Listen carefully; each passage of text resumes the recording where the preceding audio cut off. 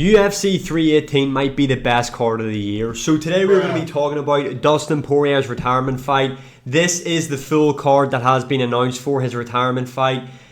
I'm going to be honest, this shouldn't be a pay-per-view. This should be a fight night in my opinion. I do think it is a pretty good card. Now, there isn't a lot of ranked high-level matchups on the card. Obviously, you've got the trilogy, which is kind of what is selling this card. I mean, the UFC haven't really put much effort into putting other big name fighters on this card. They are solely relying on Holloway Poirier being the main selling point to this card. But you've got that as a ranked matchup. Marvin Vettori, Brendan Allen, another ranked matchup. Paulo Costa, Roman Kopylov, another one. And Dan Ige is ranked inside of the featherweight division. But outside of Max Holloway, Dustin Poirier, there really isn't any other big name fighters on the card. However, the fights that are on this card, I actually think a lot of them are pretty good, and in my opinion, this card might deliver in terms of quality fights, in terms of really entertaining matchups, because there's a lot of entertaining fights on this card, and that's what we're going to go through today. But again, I want to make this clear. I know I'm saying I like this card. I hate the fact that they're charging for it though. This would have been a perfectly fine fight night main event. I don't understand why they've made it a pay-per-view and not put any other sort of interesting fight on it other than Max Holloway, Dustin Poirier. But let's just talk about the main event first of all. Max Holloway, Dustin Poirier 3. A lot of people aren't interested in this matchup, and I understand. Holloway doesn't really need a trilogy because Poirier is 2-0 up on him. But their last fight took place in 2019. There were circumstances around that. Holloway was the featherweight champion. He did move up to lightweight to take Poirier on in somewhat short notice, and he did look kind of chubby in that matchup. So it wasn't the best Max Holloway. Now Max Holloway has since then, yes, he has predominantly been in the featherweight division, but he has recently moved up at UFC 300. He knocked out Justin Gaethje, who in the fight before the Holloway one, knocked out Dustin Poirier. And Max Holloway seems to now be fully committed to the lightweight division. I'm looking forward to seeing this. A lot has happened since then. I actually think this is must win for Max Holloway. If Max Holloway doesn't win here against Dustin Poirier, he's probably also better off retiring, in my opinion, because where does he go? He's made it clear that he's made the jump up to lightweight. No, he isn't going to compete in the featherweight division. So this is a must-win matchup for him, because if he loses, I don't really know where he goes from there. But I am picking Max Holloway to win this. I'm picking him to TKO Dustin Poirier in the 4th round. Let's talk about other interesting things on the card outside of the main event. Starting off with probably my favourite prospect in the UFC right now. I think this guy has a very bright future ahead of him, and that is Vinicius Oliveira, who is on the main card as of now. He is taking on Kyler Phillips, which people might say is a bit of a jump up in competition for him, but Vinicius Oliveira is on a 5-fight win streak in the UFC. His professional MMA record is 22 wins, 3 losses.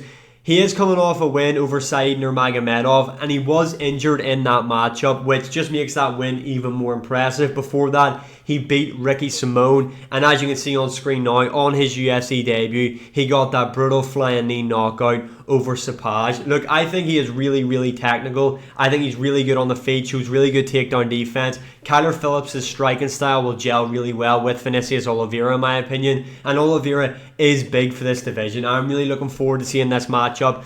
I think it will be a really fun, high-level striking matchup, and I am picking Vinicius Oliveira to win this fight by decision. Moving on to another fight that I am interested on the card. Let me try and not butcher this guy's name, but that is Edba Gautier.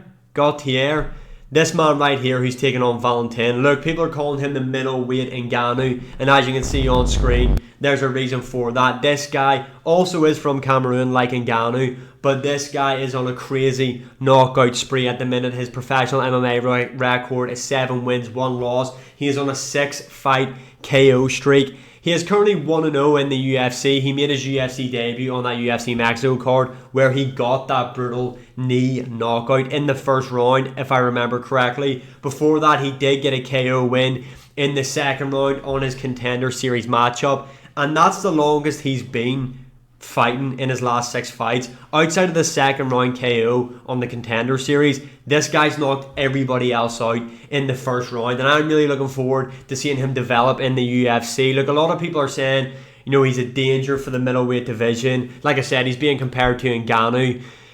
Very early on to make that assumption, in my opinion. Do I think he's good? I think he's very good. I think he's very dangerous. Valentin, wouldn't be the most high level guy, but again, this is Gautier's second fight in the UFC, so they're taking the necessary steps to try and build him up as a future star. I'm looking forward to seeing what he can produce on this, and I think he's probably going to end up getting knockout of the night or a performance bonus. I think he is going to knock out Valentin, and I think he's going to knock him out in brutal fashion. Also on the card, which this is a shame this fight isn't happening, because Ikram Aliskerov behind Vinicius Oliveira is probably my second most highly thought of prospect.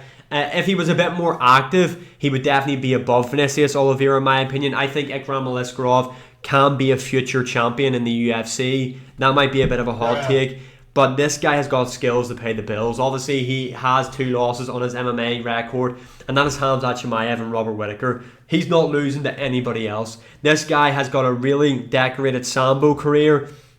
He's got really good grappling, really dangerous with submissions, and also carries serious punch power. Him versus Bruno Ferreira was going to be an absolute car crash of a fight. I thought Ikram Aliskerov was going to KO him. I know Bruno Ferreira is still going to be on the card. I am unsure though of who it is that he is facing, but Bruno Ferreira is another fun fighter to watch. This guy, all his wins in the UFC have came by way of finish. He is 4-2 in the UFC. His professional MMA record is 13 wins, 2 losses. He's got wins over Abbas Magomedov. On his UFC debut, he knocked out Gregory Rodriguez out cold. Absolutely smoked him. He's also knocked out Phil Hawes as well. But again, at this point, I think Augusta Wind could knock out Phil Hawes, to be honest. I don't mean that with any disrespect. It's just the truth. Neil Magny, Gunnar Nelson, I believe, is also off the card, which is a shame. But Kevin Holland, Daniel Rodriguez, bit of a sleeper fight in my opinion. Look, do I think Kevin Holland should beat Daniel Rodriguez? I'm actually unsure with this fight with my prediction, because Kevin Holland isn't going to wrestle Daniel Rodriguez, which means this will be a striking matchup. And Kevin Holland isn't the best at utilising his kicks. Daniel Rodriguez has got some serious heat in his hands. He is a really, really good boxer. He's a better boxer than Kevin Holland, in my opinion. Now, can Rodriguez get through the guard, be able to get into the distance that he would need, like the mid-range, close range, to beat someone like Kevin Holland? Who knows? Because Kevin Holland at welterweight is actually really good in my opinion. I think that's definitely his weight class, and I think he could definitely push on and do some things in those divisions. He did go to a split decision with JDM. I don't understand how it went to a split decision, but again, look at what JDM has been able to accomplish in the UFC. He's now a welterweight champion. I actually am going to pick Daniel Rodriguez though to beat Kevin Holland. I just think styles make fights, and I think Rodriguez is going to get the boxing going here, and I think Kevin Holland's going to struggle. Paulo Costa, Roman Kopylov, again, I think it's going to be a fun fight. There's a lot of fights on this card that are just going to be fun. There's not a lot of high-level names on it, which is a shame, to be honest. I think if you're going to charge money, the card, I understand if they make a shit card, but McGregor's the main event, it's a McGregor fight, but Poirier and Holloway don't have that sauce.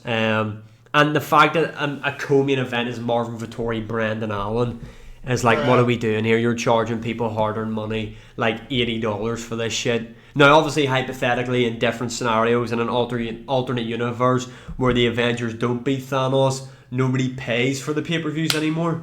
But I just want to make that clear to the UFC and Dana White, I do spend my hard-earned money on this card. But I actually think this is a sleeper card in my opinion, and I think it will be a fun night of fights. Let me know in the comments below, what do you think? Who do you think wins in the main event? What is your most anticipated fight on the card? Actually, before we go, Dan Ige, Patricio Pitbull, again, another fun fight. The main card actually does have a lot of good fights outside of the co-main event. Marvin Vettori, Brandon Allen is going to be a dog shit fight. Dan Ige, Patricio Pitbull.